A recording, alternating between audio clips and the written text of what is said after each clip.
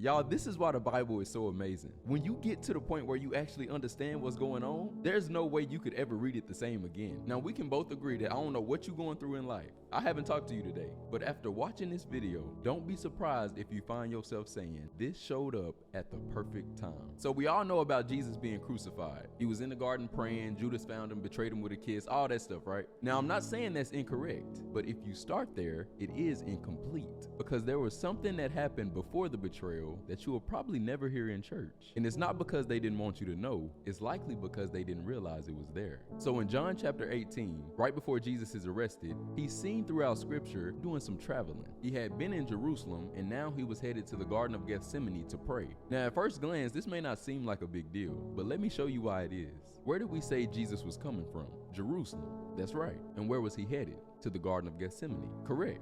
And what was he going there to do? He was going to pray. Okay, now don't miss this, because these two places seem pointless until you realize they both serve a greater purpose. But in order for you to understand what that purpose is, you have to first understand what these words mean. So the first word is Jerusalem, and it means the city of peace, okay? Now remember that. And the next word, Gethsemane, means oil press. Now I know what some of y'all are thinking. So he was leaving the city of peace to go to an oil press? Well, kinda, but there's something that happens in between. In order for you to get from Jerusalem to the Garden of Gethsemane, you had to go through the Kidron Valley. Now see, that may not be seen as a striking statement until you discover what it means. The Kidron Valley was also known as the Valley of Decisions. It was the place you found yourself in when you kept going back and forth. Now I'm about to say something and only 3 of y'all gonna catch it, but it's where you are when you in between peace and pressure. Now watch this, because I'm in the book. It's where you find yourself when you realize, if I'm gonna do what God has actually called me to do,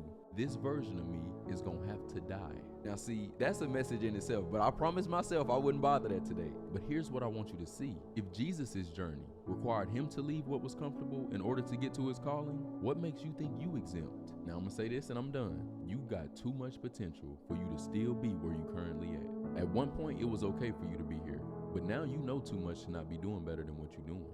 And you know exactly what area of life I'm talking about too. Now I'm not saying the journey is gonna be easy, but if there's anything that Jesus just taught us, it's this. When your journey requires you to go through a valley, make sure you find yourself going into prayer.